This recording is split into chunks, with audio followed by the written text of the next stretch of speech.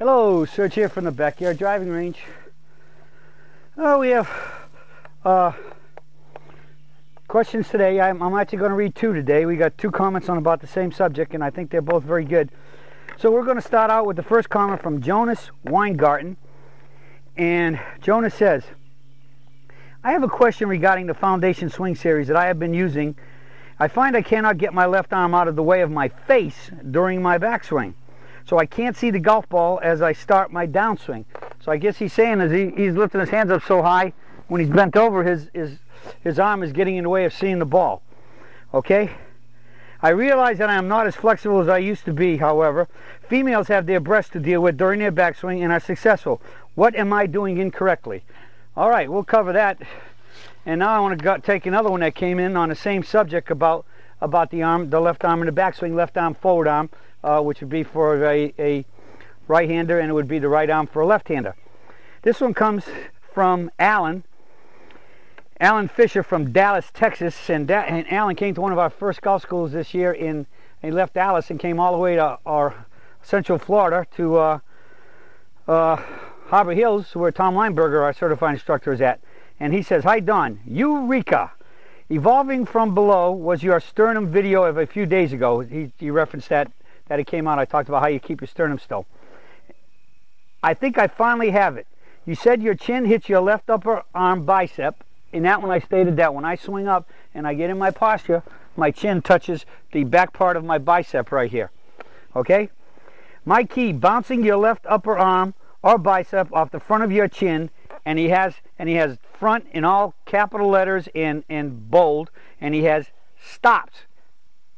But bouncing your left upper arm off or your bicep off the front of your chin stops your backswing and prevents overturning.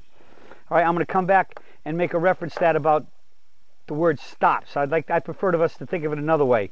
He says, and it stops your backswing and prevents overturning and over-rotation into the sacred burial ground and stops excess movement. Once I bounce off my chin, the club just fires up and the ball goes boom, straight and high. Then now for the first time, the recoil happens automatically. It just happens. Very strange.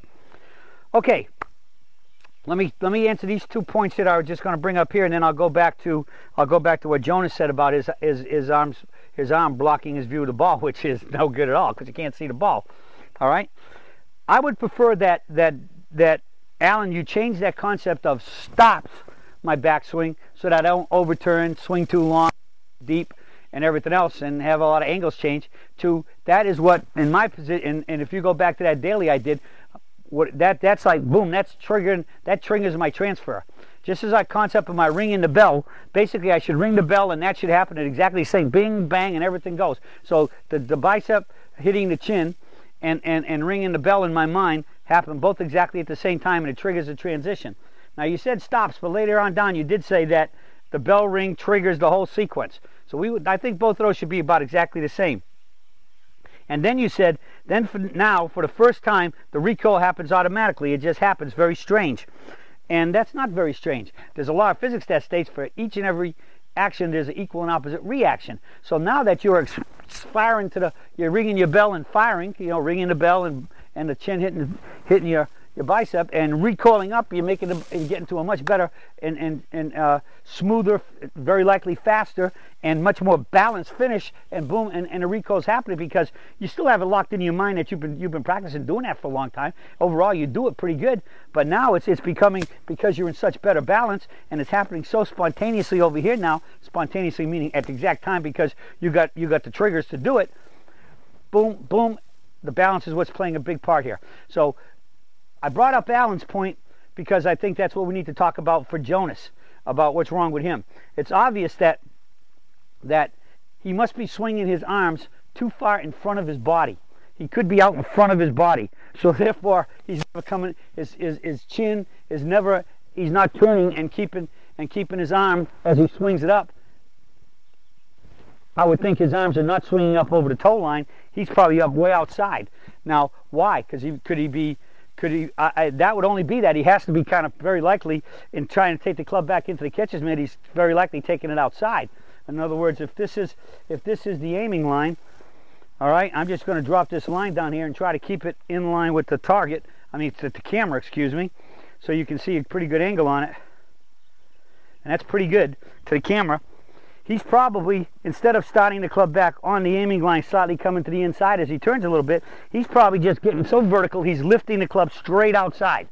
And so now, and because of that, because he's in front of his face, he can lift it up really high, and he could even in some cases be staying pretty vertical. But at some point, once you get up to the point where your left arm is in, your forward arm is in front of your face, you're very likely, even though you could have a perfect 3/4 swing in here, you could be lifting it. You got at some point be lifting it so much you're going to start reverse tilting.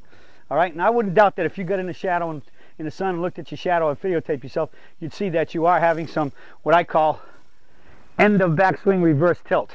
All right, now, and that's not good because it's putting a lot of stretch on the body, and it's getting you on a lower back in the hips, and it's getting you ahead of the ball to move forward, and so you'll be ahead of it coming down. So you'll very likely have steep divot coming down with a steep angle. Very likely could be hitting tops, could be hitting chops if you have to throw a little bit quick because you're so far ahead of it. You got to throw the club at the ball, and you could be hitting everything in between. All right, so you got to learn. You got to work on getting that club to come as you come back. Like one of the things is if you start with this club on the middle of that line, by the time you've moved no more than a foot, the toe of that club from your vision should already be to the inside of the line, and the whole bottom middle to the heel of the club should already be coming inside, and that way you'll be going into the mid. Another way to do that is I call it like going up against a door jamb or something, or the baseboard of your house. If you start your club on the wall, the toe on the wall like this, now watch. If you're going outside, you're going to push the line. You can't do it up against a baseboard unless you're strong enough to push a whole wall. You can't happen. So what has to happen is when you make that perfect turn with the body starting to rotate, right hip and right shoulder starts it back, and everything moves together, and the club is coming back into the catcher's mitt, which is somewhere right about here, just inside the line. That club should immediately, within probably moving no more than half an inch to an inch, should already be free of the baseboard. If you got any kind of outward movement, you're going to be stuck. You can't move it because you'll be pushing into the baseboard. So you might want to get on the baseboard. That's a great thing to start learning the proper takeaway. That club should scratch or rub against the baseboard in the takeaway for no more than a half inch, if that much. All right, and it should be coming off. So I think that's what Alan needs. That's what Jonas needs to work on, because it's obvious that if he can't see it, if he can't see his ball, he has to have his arms in front of his body, which means he has to be out. His arms are swinging, lifting up to outside, and therefore from there you're going to have an outside to in swing. Okay, so I think that go after what Jonas. You need to go after, and anybody that might have that problem, you need to go after what Alan said, and that as you turn back properly, the baseboard will help. You feel your chin hit right here on your bicep, the back part of my bicep. My chin touches, and it's bing bang, and I get going. So my ringing the bell is twofold. I kind of got the bell position in my mind. That's about right here. Bing, the hand hits it. The hand and the chin should be hitting it just about the same time, and then I fire, bump, and swing up to the tee finish. Okay, so a great question and a great comment in Alan's own words. So that's why I read it, Alan, because we were getting his thoughts in his own words of taking something that he saw in a daily and internalized it into his mind and his senses and came up with this statement. And that's why, I love for you to send me some of those, because everything that comes out better in your words of how you've translated what I've said and made it work for you will very likely be a help to the rest of the surge world. So send in any comments that you realize, any epiphanies you had, any light bulbs coming on like Alan did right here, and I'll be passing them on, because everything in your own words means that you're getting mine and adapting my words and adapting it to you. So that's it for the search for today. Two great letters came in. I think we got a good answer. I think we all can learn a lot today. That's it for today, and I'll be talking with you all soon.